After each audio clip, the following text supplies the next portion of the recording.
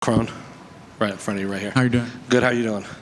It's obviously been a while since we last saw you step into the octagon. So I guess, just how's life been in general since, your last fight and a performance that you were just self-critical about to now, just how's life been, camp and everything? Life's been good, definitely making improvements, Every fight is always something to improve, whether you win or lose, and that's basically how my life has been. So since then, I planned to fight sooner, but life got in the way, so here we are right now, hoping to put on a good performance. When you say it was just stuff outside the octagon that got in the way? Yeah, for sure. And obviously they came to you with Bryce Mitchell. I think this was the last fight they announced before, it was relatively recently. So I guess how far in advance did you know, and just us as media and fans, we weren't aware of the talks that you were going through? Yeah, I was aware, a good amount before. But I don't know why the delay on the announcement or the delay in general. But there was some delays, but that's I feel like they were just busy and probably trying to do a bunch of things at the same time. So yeah, it would be nice to have an announcement sooner so that I could get, more people behind this, but it is what it is. Well, grateful to be here. To kind of go off of that, it seems like when anything is announced with you, fans get they're intrigued and excited because we don't hear a lot from you between fights. Hopefully that'll change. Hopefully we'll get some more of that. But I was going to ask, do you notice just the excitement and the intrigue whenever the UFC announces anything involving you? Because even before you fought Charles, there was a bit of a gap between your fights, and then when they announced your fight, people started to get excited even though you're not fighting, there's still this kind of aura of mystery around you before you fight. Well, I think there is some mystery because I don't really, post every day and let everybody know what I'm doing because there's nothing really to say, I'm working on my life and doing things. And if I'm training, I'm focused on training. I'm not always trying to promote it, but I'm not against it too. If somebody wanted to promote it, then I would be open to that. But I think I just always have bigger priorities than to talk about what's going on. But we'll see in the future. And just last one for me. What do you make of Bryce as an opponent? Because obviously he has very high-level jiu-jitsu. You have high-level jiu-jitsu. And oftentimes when you get two grapplers in there, it can turn into a striking match. So I guess what do you make of his skill set as a whole? I think from what I can see on camera, he looks like he's got good skills. He's looking like he's always trying to take the fight to the ground, and he's a good grappler. It's always difficult to see what happens when I get in there with somebody because so far, generally people fight me a lot differently than they fight in their videos. So you never know how somebody's going to prepare, if he's going to come at me or if he's going to run away from me.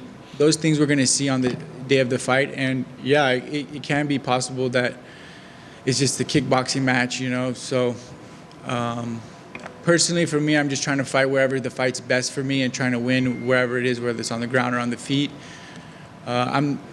I'm never really trying to avoid the fight. The last performance with Jourdain was my worst performance ever because I tried to listen to the jiu-jitsu world and to a lot of people around me that were telling me to just focus on jiu-jitsu and don't punch. And I think that's obviously I made a quick understanding that was not the way to go. And all of my fights in Japan and before that, you have to mix it up a little bit. And I went into that fight with one bullet in my gun, and I still didn't get my ass whooped, still didn't get finished, and so yeah, I'm looking to make a good performance and fight the best way possible.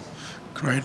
Based on what you said about Bryce Mitchell's skills, he's also known as a bit of a character in this sport. There's a time he held the Bible up in the cage and shouted freedom and stuff like that. When you see things like that, do you appreciate the quirkiness of his character, or does it not really enter your mind at all? I noticed Bryce a while ago when he got this good submission on somebody, and the fact that he was pretty popular. So I knew that this fight could happen, and he's a grappler. So I always had my eye on being able to fight him at some point. And it is a big name, I'm a big name, whether I'm in the rankings or not, and he's a big name. He is in the rankings. Whether he was in the rankings or not, it'd still be a big fight. And I think since I've been in my fighting, I've already had a whole career in jiu-jitsu. I don't need to fight people who no one knows. I don't need to fight people who no one cares about. So my third fight, I already fought a guy with over 50, 60 fights. My fourth fight, I fought a guy who was, top 10 for years. And I've only been fighting guys that are really good because that's what matters to me. I don't need to fight guys that are no one knows about and no one cares about. So my point is to fight the best guys I can fight and that are available that they'll give me, So when they gave me him, I was like, didn't even have to really think about it. This is a great fight. It's a tough fight. And I'd like to show my skills. It's a different kind of fight because he's a grappler, so we'll see what happens. And Kron, right here, going off of that, I think when this was announced, people were very excited because you were facing a grappler, and we could see two guys that are, in the fans' minds, kind of in the same bucket, go at it in a way that they showcase their best skills. But for you, would you prefer to fight somebody that you know going in there, like a kickboxer or something? Oh, I can take him down. I have that in my back pocket. Or do you like fighting somebody that has a similar style to you? I don't really care. I'm going to have to fight everybody at some point. So the biggest fight at the moment is kind of what I'm looking at, whether it was a striker or a grappler. Just trying to check all these boxes off. And you said that your activity is going to change soon, that fans should expect to see you more. How many times a year, ideally, would you like to get in there? I'd like to fight it as long as healthy, if I'm healthy, as much as possible. Thanks. Yeah. Kron, you mentioned your love for surfing. How does this passion help you maintain like a balance in your career? And do you ever incorporate the mental lessons from surfing into MMA? Surfing, I haven't surfed in a while, to be honest. I like to go into the ocean, but I've been in Montana for the last few years. I did most of my camp in LA, so I got to jump in the ocean and body surf. But surfing and skateboarding kind of got put aside for me in my life, for quite a bit. I grew up surfing and skating a lot, but last time I skateboarded, I got hurt, so I stopped skating. And then surfing, again, I live in Montana, so there's no waves in Montana. But if I'm in LA, it's still a process to go surfing and to get the board and to go drive to surf and to make sure the waves are right. And it's kind of like a whole day thing. So unless I'm like on the beach already with the board ready to go, I'm not really taking time away from training or from what I'm doing for fighting right now. I got you. And one more from me. Obviously, your family legacy is huge. I'm wondering, is there one piece of advice or philosophy you've learned from your ancestors? I think everything my foundation for my life is coming from my dad for sure, and whatever he learned from his family and from his dad. So yeah, I mean the foundation of my jiu-jitsu and my spirit and my competitiveness and the foundation of my life comes from my dad.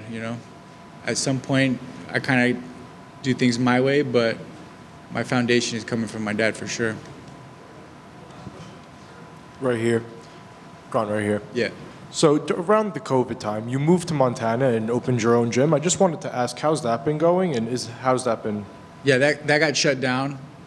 Things happened. We shut the gym down. I have like a private place now, like where I just train with like 20 guys. And again, like I said, I'm focusing more on my training. I'm not trying to run a business. I'm not trying to do the whole academy thing right now and teach people jiu-jitsu. I've done that my whole life, and I'm really trying to take advantage of my career and my fighting. So everything is going to be kind of around me training for fights, and I think that's where I need to be right now, and that's where most fighters are anyways. How many guys are out there trying to run a gym and trying to teach classes, and it's kind of ridiculous for me to try to split my time up that much and give a lot of my energy to people who I don't need to. I need to give my energy to my training, to my fighting, and to the people around me who are helping me do that. And closing my gym definitely made that all possible. Will we see a prime ice cream Kron this weekend? I hope so, man. I've been training hard for that. Yeah. Thank you.